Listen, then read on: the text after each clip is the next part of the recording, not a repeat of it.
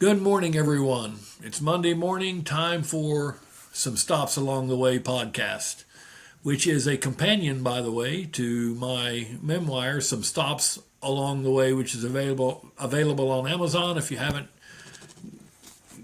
purchased your copy yet, hope you'll do that. It's a great companion to this podcast.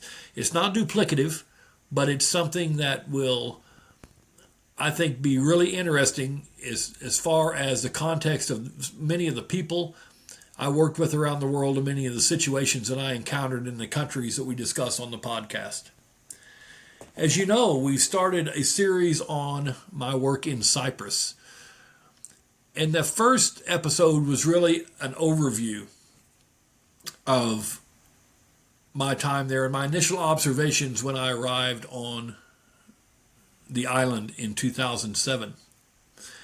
Today, though, I really want to dig into the history of Cyprus because until you understand the history of this very complex place, it's really hard to understand the modern context and some of the things that occurred post 1970s with the partition of this island and why it is the only divided country in Europe at this point in time. So we'll delve into the history here in just a few moments, but I want to reiterate to you that when I left Afghanistan in 2007 and went to Cyprus, I expected a fairly easy time of it. After all, I was going from an overt conflict zone to an island which had certainly had its issues, but there was no fighting on the island. It was more or less a war of words at that time. But what I found was, in its own way, every bit as convoluted and conflict-prone situation as I'd seen in Afghanistan, although in a much different context. You had two very entrenched sides on this island. You had the Turkish Cypriots in the north, you had the Greek Cypriots in the south. Plus you had the antagonism from the outside. The Greeks who supported the Greek Cypriots, the Turks who supported the Turkish Cypriots. And so you had this geopolitical context that was very convoluted. And then overlaid on that, you had the European Union, which was struggling very hard to determine how to unify the island and to bring the Greek and Turkish Cypriots together to solve a problem really that if they didn't create, they made worse by allowing the Republic of Cyprus to join the European Union without the reunification of the island. And we touched on that in the first episode. We'll talk more about that later. So I learned early on that to really understand, or at least attempt to understand, the modern context of the island, I had to understand the history and all the layers of civilizations and approaches and cultures that had built on top of each other to create the ethos, if you will, of modern day Cyprus. So let's dig into some of this history. And then if we have time, we'll also dig into some of the culture and some of the regions of the island that might be interesting to you. So, as you probably already know, Cyprus is an island in the Eastern Mediterranean, and it's actually the largest island in the Mediterranean Sea. Its history dates back more than 13,000 years, when it was settled by hunter-gatherers. A more structured society began, though, about 8,500 years ago or so. Due to its strategic location and natural resources, primarily copper, Cyprus became an important destination for a number of empire-building factions, including the Mycenaean Greeks, the Assyrians, the Egyptians, and the Persians. In 333 BC, the Macedonian Alexander the Great defeated the Persians and took control of Cyprus. But upon his death, his empire began to splinter, and Cyprus ended up being part of the Hellenistic Empire of Ptolemaic Egypt. In 58 BC, Cyprus became a Roman republic and became Roman Cyprus in 22 BC. When the Roman Empire was divided into eastern and western parts in 286 AD, Cyprus was aligned with the east and would remain part of that empire for some 900 years. So the Roman influence, you can still see a lot of the Roman influence in Cyprus even to this day. And we'll come back to that in just a little bit. Beginning in 649, Cyprus came under repeated attacks by Arab groups, and in 688, Emperor Justinian II and Caliph Abdul al-Malik signed a treaty that while Cyprus would pay an equal amount of tax to the Caliphate and the Roman Empire, it would be politically neutral and would remain aligned under the Eastern Roman Empire. Well, this lasted until 965 when Emperor Nicephorus II Phocas defeated the Caliphate and restored Byzantine order. In 1156, Cyprus was sacked by the Armenians over a period of 3 weeks, when so much plunder and ransom were undertaken that it took the island generations to recover. In 1185, Isaac Komnenos, a member of the Byzantine imperial family, took over Cyprus and declared it to be an independent empire. This lasted until 1191, when during the Third Crusade, Richard I of England, the Lionheart, captured the island from Isaac. A year later, Richard sold the island to the Knights Templar, who, following a bloody revolt, sold the island to Guy of Lusignan. Lusignan rule lasted until 1473, when the Venetians took control of the island. The Venetians fortified Nicosia, the capital, by building walls, and eventually did this to the cities of Kyrenia and Famagusta as well, to protect from Ottoman raids. In 1570, the Ottomans attacked the Kingdom of Cyprus in force, and more than 60,000 troops eventually captured the island and undertook the massacre of numerous Greek and Armenian citizens. Many Ottoman soldiers who fought in the conflict settled on the island and thus introduced the Turkish influence that survives to this day. So this was a very seminal period in the history of the island in 1570, because number one, it introduced the Ottomans to Cyprus, which was almost inevitable. If you see where Cyprus is in the Mediterranean, so close to Turkey, it was almost inevitable that there would be Ottoman influence. But the important thing here is that when many of those soldiers stayed, that began to build the Ottoman influence on the island that eventually led to, or laid the foundation for, the challenges to come.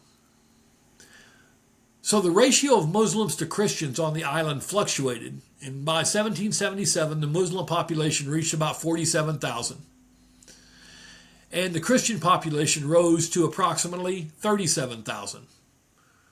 More than 100 years later, in the 1870s, the amount of Christians had grown to approximately 100,000 versus 44,000 or so Muslims. So the two religious groups on the island,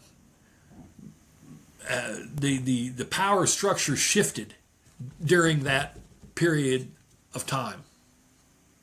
In 1821, the Greek War for Independence began, and many Greek Cypriots left to join Greek forces. In response, the Ottoman governor of Cyprus executed 486 prominent Greek Cypriots, including the Archbishop of Cyprus. This is another very seminal point in the history of Cyprus, because this led this act of the Greek Cypriots, or the Greeks on the island, supporting the Greek War for Independence, led to the overt conflict, the first overt conflict between the two groups on the island. And the execution of the Archbishop of Cyprus, even to this day, is a flashpoint between the two communities. In 1828, modern Greece's first president, Ioannis Kappadocious, called for the union of Cyprus with Greece. Numerous minor uprisings took place after this, and the reaction to Ottoman misrule led to uprisings by both Greek and Turkish Cypriots, although none were successful. After centuries of neglect by the Ottoman Empire, the poverty of most of the people, and the ever-present tax collectors fueled by Greek nationalism, by the 20th century led to discussions of a union with newly independent Greece, and this was firmly rooted then in the psyche of the Greek Cypriots. The Greek Cypriots really then began to focus on this alignment with Greece. No longer were they looking at just what was happening on the island, but they were looking at how they could align with their Greek brothers and sisters to influence their power base. So in 1878, after the Russo-Turkish War, Cyprus was then leased to the British Empire.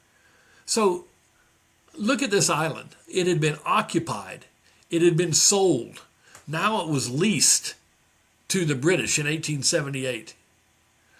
All of these different influences, each one bringing their own culture and their own way of doing things, really created this cocktail of influences that laid the foundation to what was to come for Cyprus.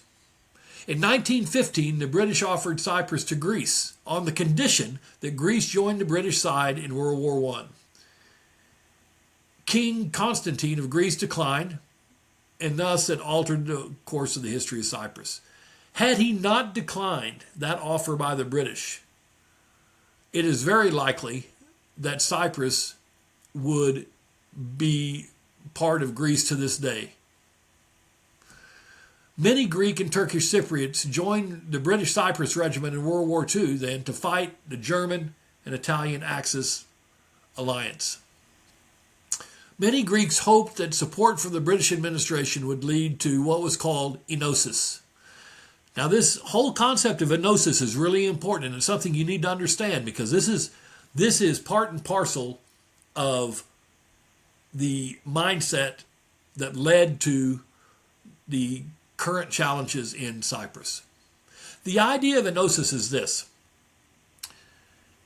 It was historically part of what was called the megali idea, a greater political ambition of the Greek state encompassing the territories with large Greek populations in the former Ottoman Empire, including Cyprus and Asia Minor, with the capital in Constantinople, which is Istanbul today.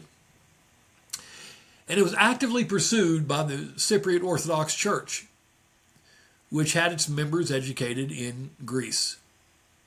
These religious officials, together with Greek military officers and professionals, some of whom still pursued the megali idea, would later found a guerrilla organization called EOKA,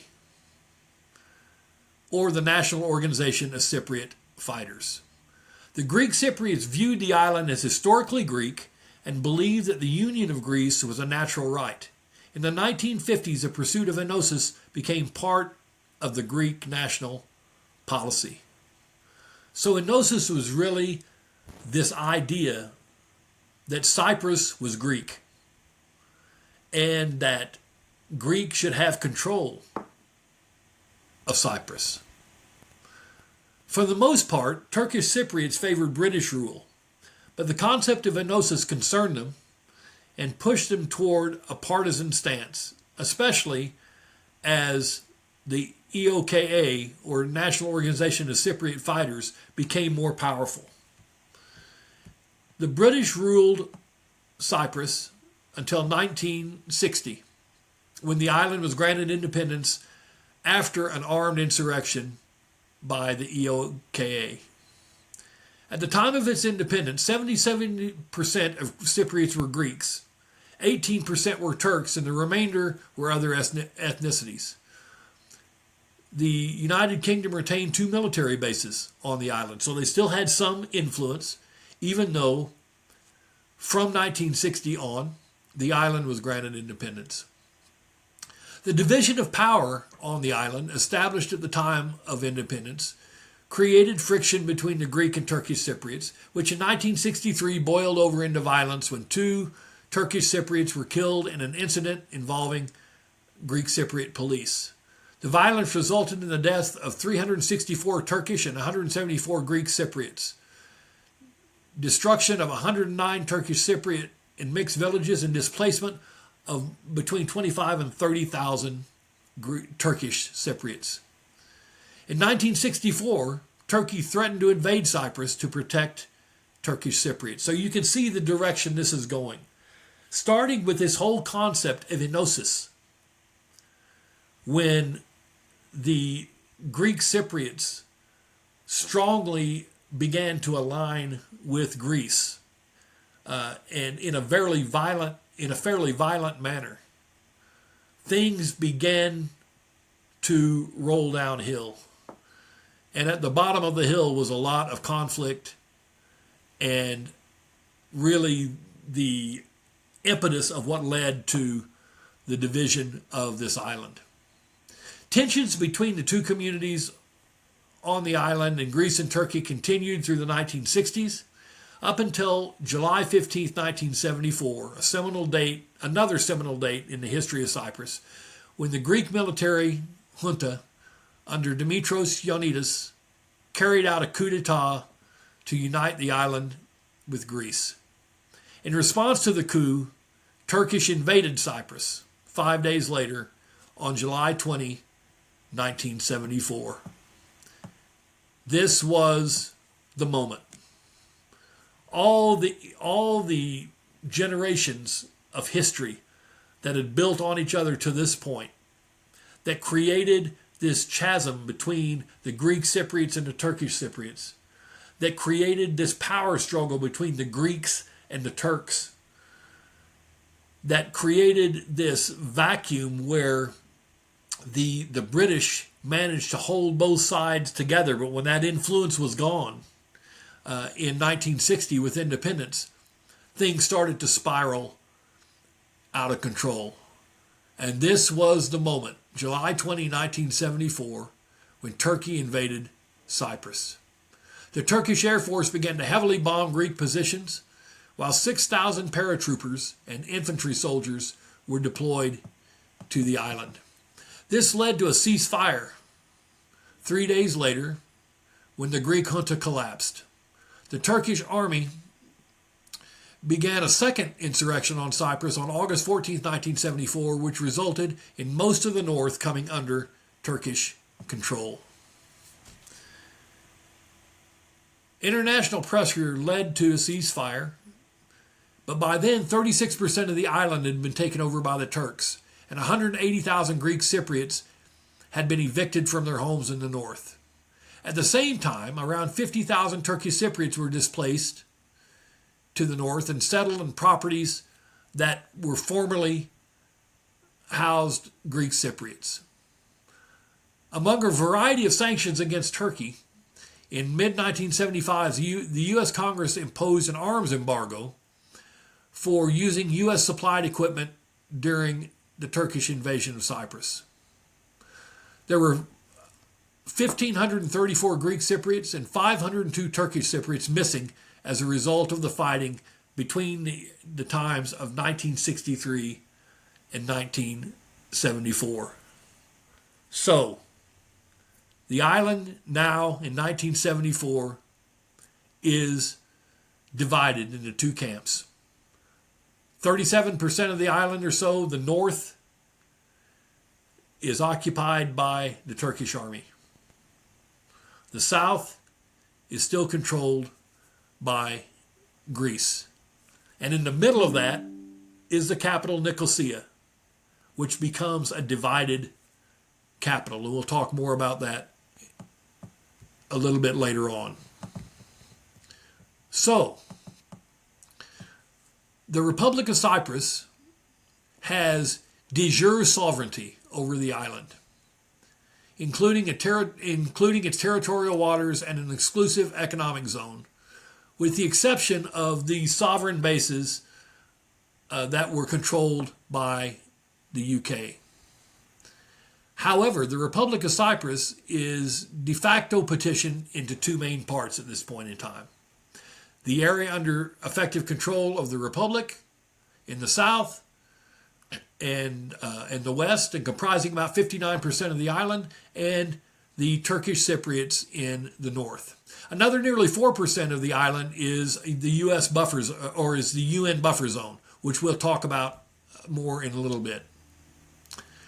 The international community, from almost the beginning, considered the northern part of the island to be the territory of the Republic of Cyprus, and therefore to be occupied by Turkish forces. So they didn't acknowledge Turkey's right to invade a sovereign nation and partition the island.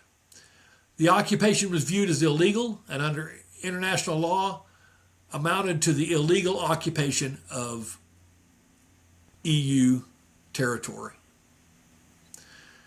There have been many attempts to resolve the Cyprus question, and that's typically the way the Cypriots term it, is the Cyprus question. For instance, in 2004, the Annan Plan, drafted by the then UN Secretary Kofi Annan, was put to a referendum in both Cypriot administrations. 65% of Turkish Cypriots voted to support the Annan Plan, which would have unified the island. And 74% of the Greek Cypriots voted against it, saying that it disproportionately favored Turkish Cypriots and gave unreasonable influence to the nation of Turkey. In total, 66.7% of voters rejected the Annan Plan. And the ramifications of the partition of Cyprus have been far-reaching. The Republic of Cyprus' admission to the European Union on May 1, 2004 likely ended any impetus at reunification of the island. My friends in the EU don't like to hear me say this, but as one who saw this from the inside during my time on the island, I can tell you that any chance in our lifetime to reunify this patch of real estate in the Mediterranean Sea is almost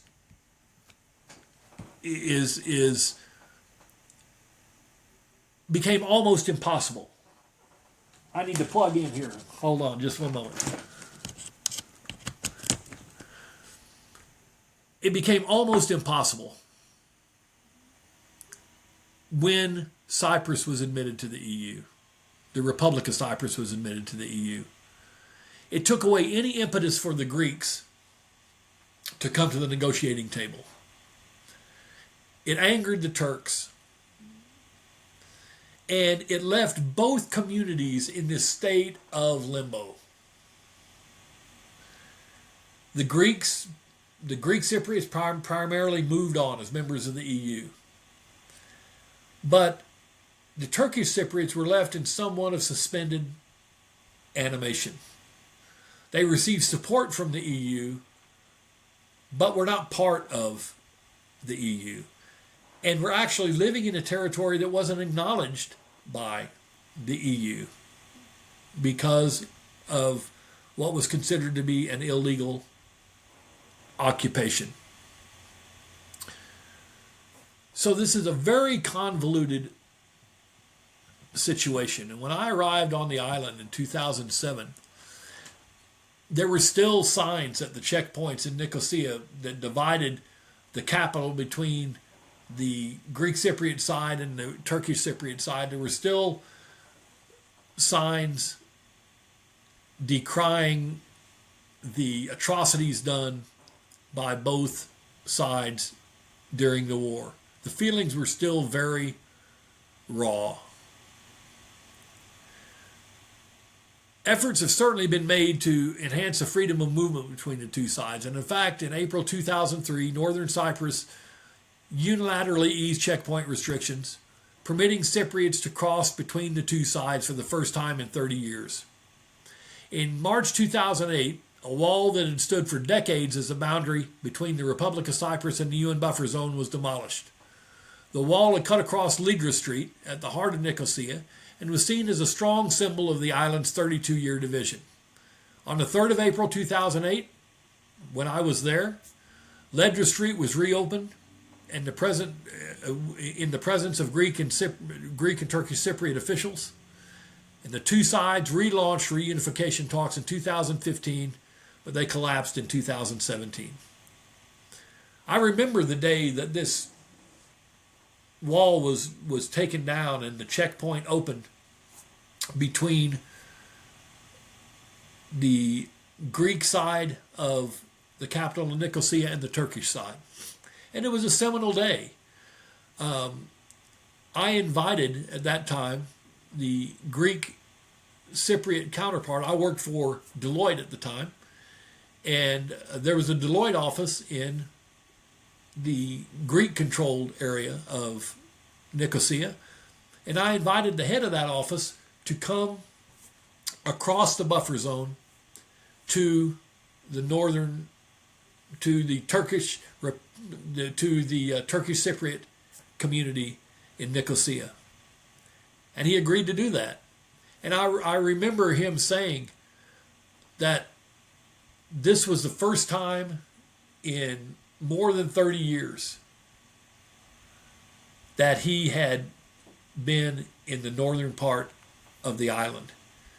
It was amazing to me, because if you could have driven from my office in the northern part of Nicosia to his office in the southern part of the city, it would have probably taken 7 to 10 minutes. If you walked it, it would have probably taken 25 or 30 minutes. And yet, it was as if they were thousands of miles away. Here is a respected leader in the Greek Cypriot community who for more than 30 years had not crossed to the other side of the island on which he resided. That was astonishing to me. But it was very emotional for he and his colleagues that made that trip to the Turkish Cypriot community in Nicosia. In 2024, on the 50th anniversary of the Turkish invasion, the president of Turkey, Erdogan, rejected a United Nations endorsed plan for a federal government and supported the idea of having two separate states within Cyprus. Greek Cypriots, of course, immediately rejected Erdogan's two-state proposal as a non-starter.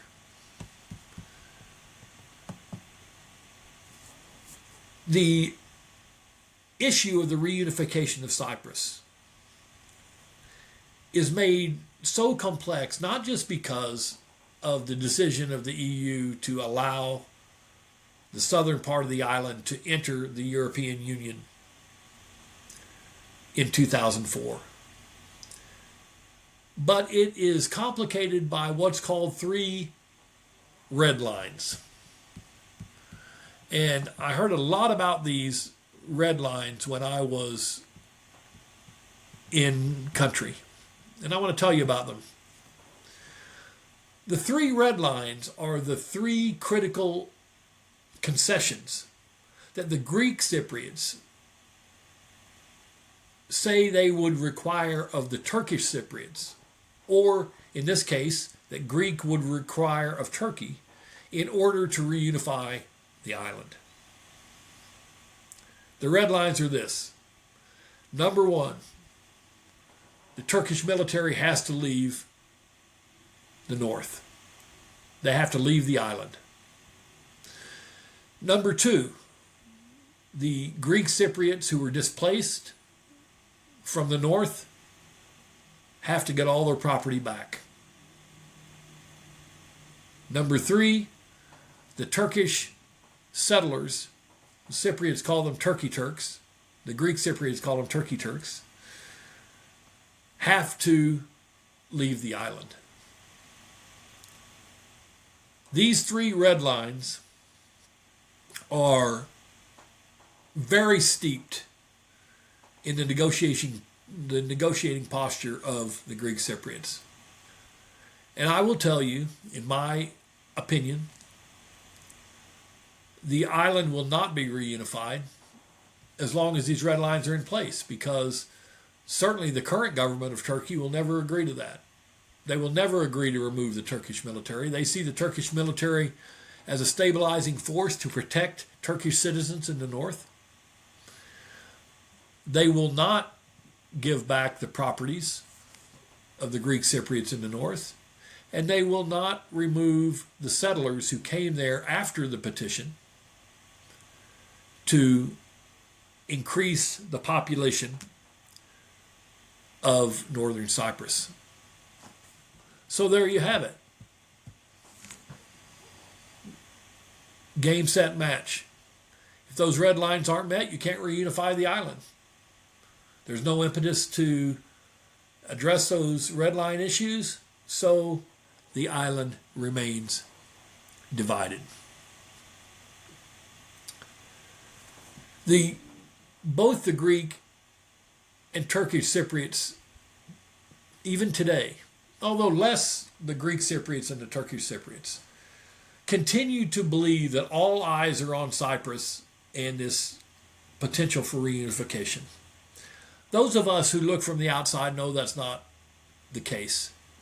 Much of the world has moved on from this issue. It's, of course, very important to them because they live with it every day. But most of the world has simply moved on. It's not something that any longer is even discussed, really, in the media. How long has it been since you heard Cyprus reported in the media outside of the banking issues that they had a few years ago, especially back in 2008?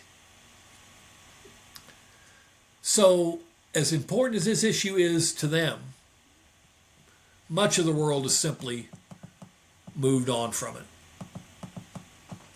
So, we've talked about the history. We've talked about the foundation that was laid for the separation of Cyprus.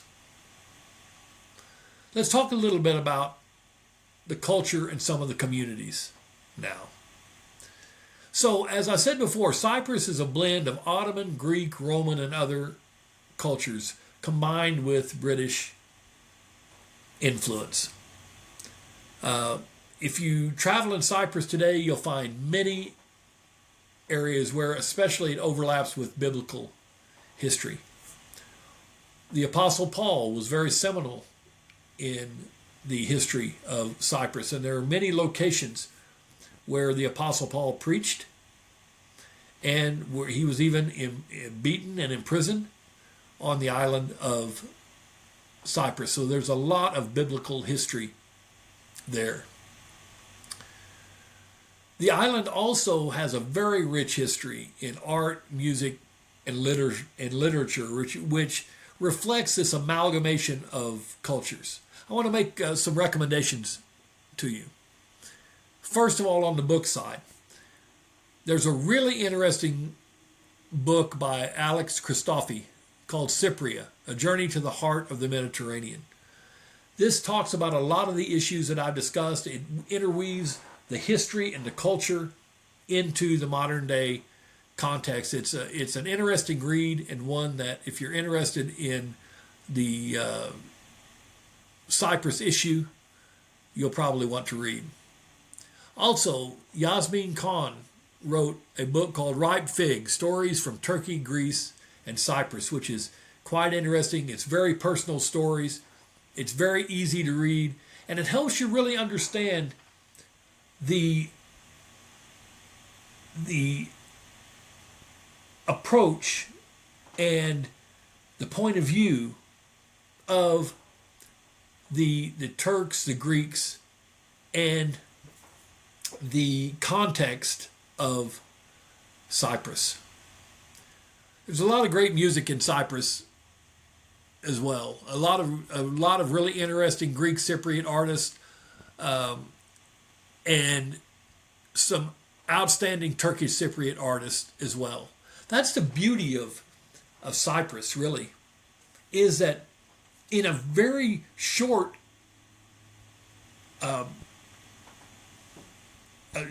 point, if you will, between the two communities, a very short distance between the two communities, you have two very different cultures. In the north, you have this great Turkish influence, and I love Turkish food. I love the Turkish culture. This Ottoman influence is something that is very, very interesting to me. But on the Greek side, you have this very much island context, this very much Greek ethos.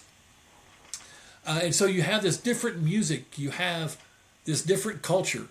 You have some similarities in the foods, but you have a very different experience in the north than you do the south, in a very constricted distance. And now that the checkpoints are open, it's very accessible to travel back and forth. But you get all these strange occurrences. For instance, the same small cup of coffee in the Republic of Cyprus would be called Cypriot coffee. In the north, that same cup of coffee, no changes at all, would be called Turkish coffee.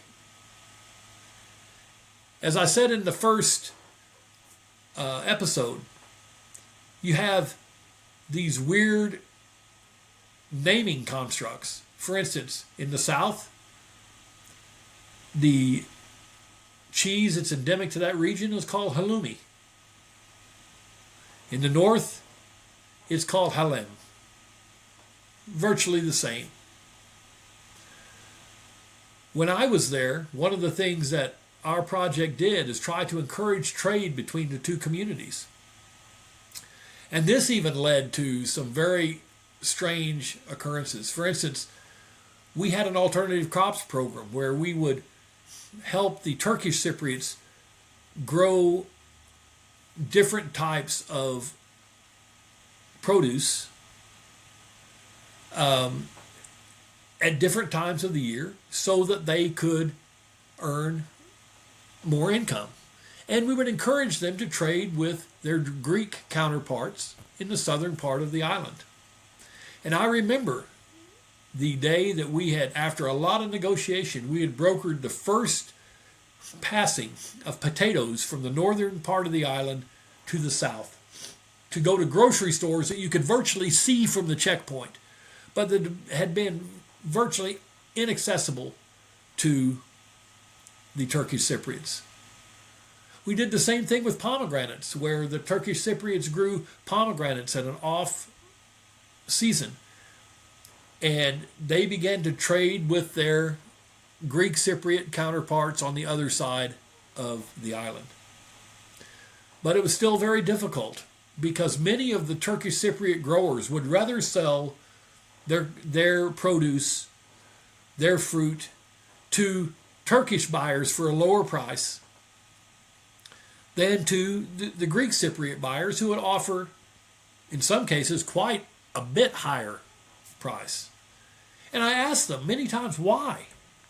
And the answer was always the same. Well, sure, the Greek Cypriots are paying a higher price today, but what about in the future? They may cut us off. They may close the checkpoint. We may not be able to trade with them again. If we give up our Turkish suppliers, they may not want to purchase from us in the future. So we would rather take less money and continue to trade with those we know. This is such a Cypriot mindset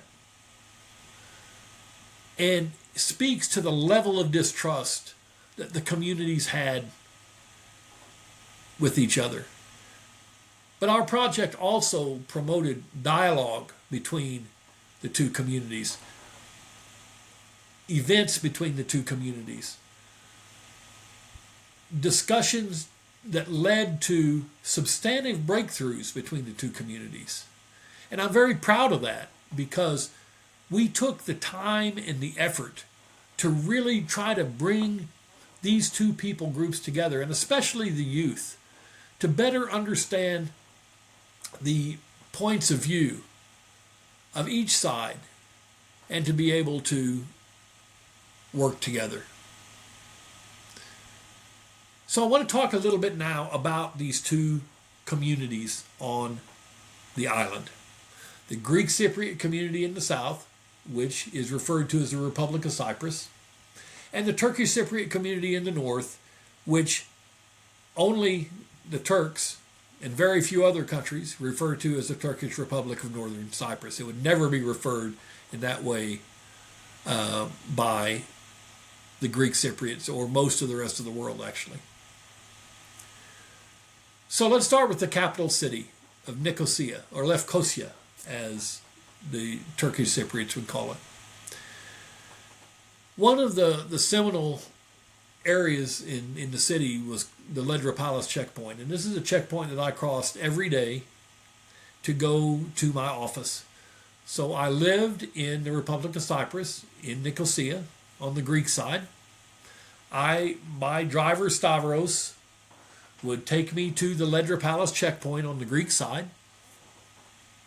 I would exit his vehicle, and I would walk across the checkpoint past the forlorn Ledra Palace Hotel, where the UN soldiers had lived when they occupied the island, and had been the nexus of a lot of heavy fighting in Nicosia during the 1974 invasion. I'd walk past that hotel to the Turkish side, where I would show my passport, and they would stamp not my passport, but a piece of paper. They would not stamp the passport because that would have been a violation of law according to the European Union. So they stamped a piece of paper. And then I would go to my office. In the evening, I would do the same thing in reverse. My office was very close to the Turkish checkpoint, so I would walk to the Turkish checkpoint, get stamped out, walk across the Ledra Palace buffer zone to the Greek side, where Stavros would be waiting to take me to my home. That was daily life in Nicosia. Even though the restrictions were eased, there was still this underlying tension. I remember Debbie telling me one day when I got home that she had been down in the old city of Nicosia having a cup of coffee, and she overheard a Greek Cypriot tour guide and some European tourists. The European tourist asked, "Is it okay to cross over to the north? We would like to see the northern part of Nicosia." And they could have easily done that. The checkpoints were open. There would have been no harassment at all in them doing that. It's very easy to cross at that time. But the Greek Cypriot guide said, "Oh, you could do that, yes, but you don't want to. It's really not safe over there. I would not feel good about you going over to that side of the island." And this was ridiculous. The north part of the capital city of Nicosia was very interesting and very safe. The people were wonderful, as they were in the South. But this is the kind of rhetoric that still festered, even during the time that we were there. And I'm very proud of Debbie because she pulled the tourists to the side and said, listen, you should go across because what she's telling you is totally wrong. And I appreciated her for that. Another area of the old city, or of Nicosia rather, that we liked very much was the old city, the walled city of Nicosia. We would go down there just about every weekend, have coffee, do some shopping, walk around. It was a very historic part of the city. On the Greek side of the checkpoint, it was very Mediterranean, very Greek, excellent Greek Cypriot food. On the northern part of Nicosia, within the walled city, it was very much Ottoman and Turkish, with the bazaars and the carpets and the Turkish coffee. So you could get two very different experiences by going to the old town. It was really a profoundly interesting place, and we went to church down there as well, and it was very interesting because our church there was primarily made up of Filipinos, who most of whom were female and most of whom worked as housemaids in Cyprus. And the pastor was and his wife were Filipino as well. And so we got this other kind of rich cultural experience of spending a lot of time with the Filipino community in Cyprus at our church. It was within the walls of the old city. So Nicosia remains the only divided capital in Europe to this day. As I said, it's easy to cross. If you went there today, it would be no problem for you to cross from the south part of Nicosia to the north. But the fact is that it is still a divided capital. And so you have these two communities on the island. In the north, you have the Turkish Cypriots. In the south, you have the Greek Cypriots.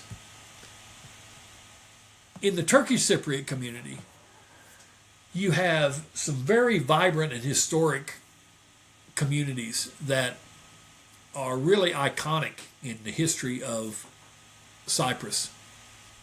One is Kyrenia, which is the port city in the north. Kyrenia Harbor is a fascinating place. It's ancient, it's beautiful, it's a great place to shop, it's a great place to have lunch or dinner. Debbie and I have enjoyed many a beautiful sunset in Kyrenia Harbor. Just one of those places that you want to pinch yourself to make sure that you're not dreaming. Very, very beautiful area, very close to the capital of Nicosia. Then you have Famagusta, another city that's a walled city. It has a very vibrant old town as well. Then you have the community of Guzeljert. Again, very ancient in its own way, surrounded by orange groves. Beautiful, beautiful place. One of the places that a lot of people don't go in the north that was very special to Debbie and I, because our project had a major interventions going on there, and we traveled there often, was the community of Buyukonik, which is a Turkish Cypriot word for the community. And our friends Lois and Ishmael Chamal lived there. They had a guest house there. And Ishmael, as I might have alluded to my first episode of Cyprus, Ishmael was I think he was a pirate in a previous life. He looked like a pirate. He had the rag on his head, the earring, the scruffy white beard.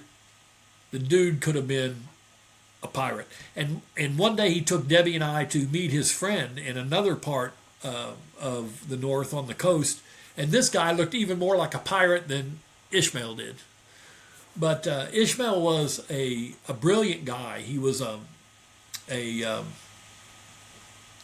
historic preservation architect, and he actually wanted to preserve some of the buildings in northern Cyprus, especially the Greek churches there, but was not allowed to do so. But a very amazing guy, very funny, very active in the community. Debbie and I remember fondly one Valentine's night that we spent with Ishmael and Lois at their home in Buyukonik. We played Yahtzee, and I'll never forget Ishmael yelling, take the mix, meaning take the chance in Yahtzee if you've ever played it. And so here we were on Valentine's night playing Yahtzee with our friends in Buyukonik, Cyprus, at their guest house. It was just an amazing place. I took our whole team there to make olive bread during one of our retreats. They were just beautiful people. Lois was British by ethnicity, but had lived in the northern part of Cyprus for many years after she married Ishmael. And she was very bohemian. She used everything. Nothing was wasted with Lois. In fact, Ishmael used to joke that I hope that I never become useless because she'll get rid of me. I mean, she used everything. The bunny rabbits that Debbie loved there so much, they were not going to be around long because they were not for show. They were not for Easter. They were food. And the same thing with anything that Lois had, she would recycle and use, and taught the ladies in the community to do the same thing. So we'll always have a really big affection for Buyukonik and for our friends Lois and Ishmael Chamal. Also in the north is this beautiful area called the Karpaz. The Karpaz, if you look at the map of Cyprus, it's the finger that sticks out. And it has wild donkeys that are very interesting to see. But right at the tip of the Karpaz is an ancient Greek monastery that was quite in disrepair when we were there. I heard that possibly it's undergone some renovation now, but it was still occupied by some nuns, and it was it stood right at the promontory of the tip of the Karpaz Peninsula, and right above that monastery was a hill with a huge Turkish flag waving, and we would often climb that hill. And then very nearby there was a beach called Golden Beach. And it was called Golden Beach because the sand looked golden. And this was an amazing beach. Debbie and I went there several times and enjoyed one of the most pristine beaches on the entire island, and there was nobody there. It was almost devoid of tourists. Just an amazing, amazing place. The Karpaz Peninsula is not only pristine, it is really one of a kind as far as the ecosystem goes. Another interesting area that's actually caught between the north and south is this city of Varosha. Varosha was one of the biggest resorts during prior to the partition of the island. As a matter of fact, a lot of movie stars, both European and American, had homes there. Sophia Loren had a home there, for instance. But Varosha got caught in between the fighting. it's now in the buffer zone. So it's a ghost town now. Literally nobody there.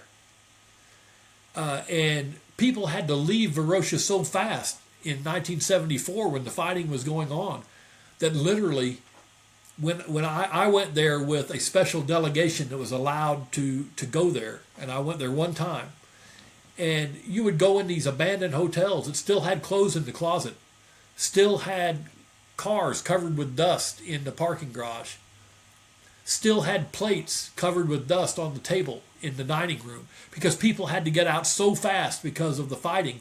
And then Varosha got caught in the buffer zone, and so it really is a ghost city to this day, this amazing resort city that now is just a shell of itself. Now in the Greek Cypriot community, known in the EU as the Republic of Cyprus, there are a lot of well-known destinations there, like Limassol on the coast. It's very popular, especially with British tourists. Paphos has some really ancient and iconic sites. This was an area where the Apostle Paul frequented, so there are several sites in Paphos that are tied to the Apostle Paul. Larnaca, where the international airport is, but still has a very rich history in its own right. In the south, there are copious number of beaches, Tomb of the King, St. Paul's Pillar, Paphos Castle, Aphrodite's Rock, which is a very much photographed location in the south. The old town of Limassol, the Troodos Mountain churches, ancient Kurion, the Agios Lazarus, Larnaca Fort, all these amazing sites in the south. But it's much more overrun with tourists. It's much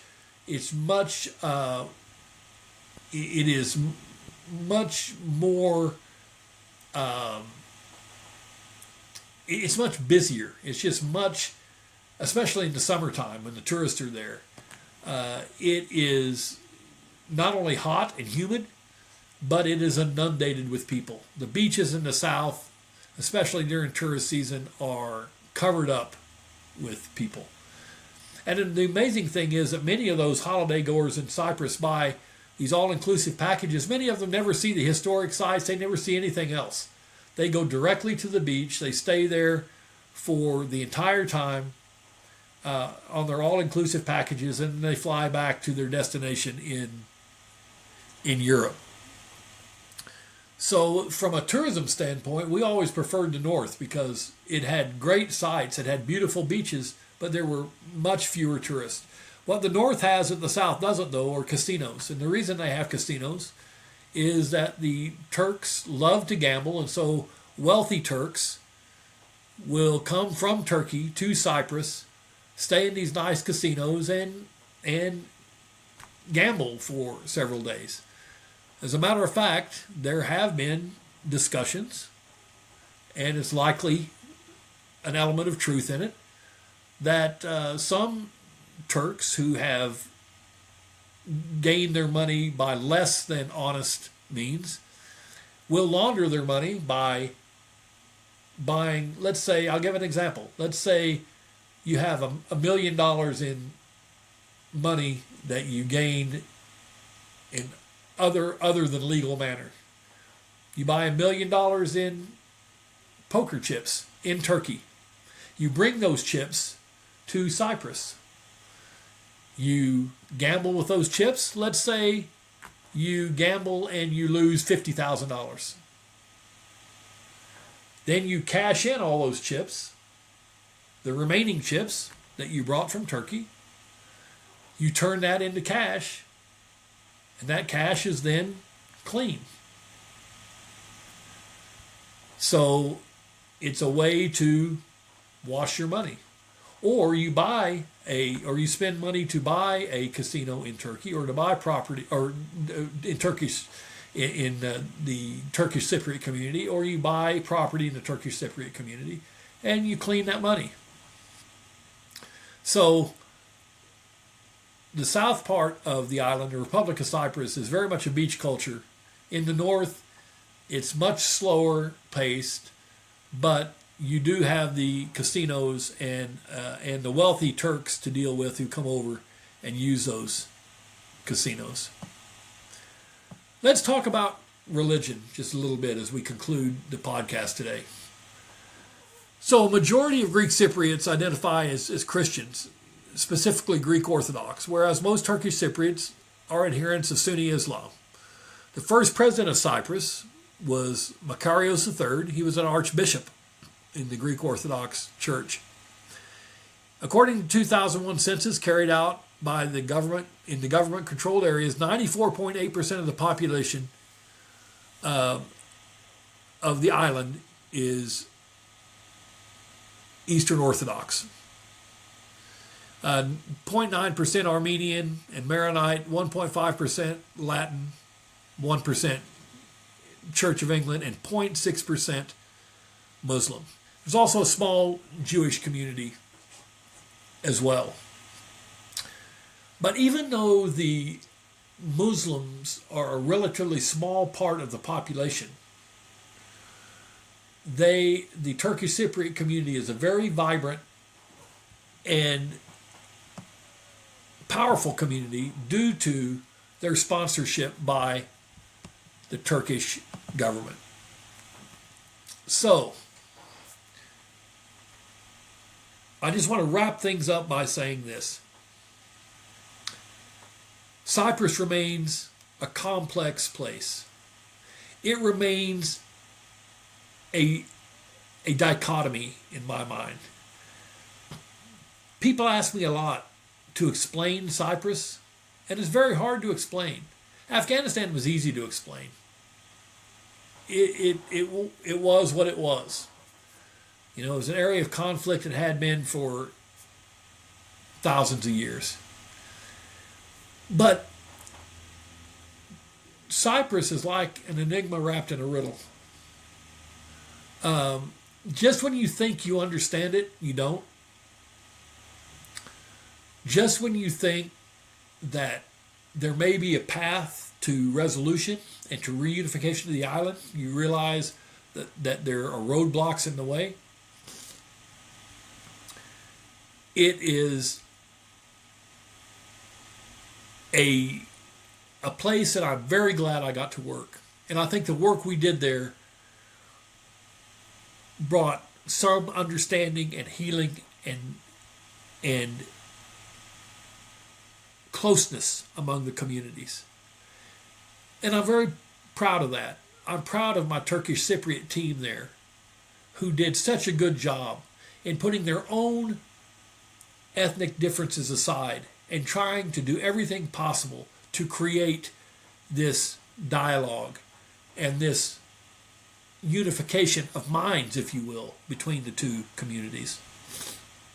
But it wasn't easy, not for one day. And it never will be.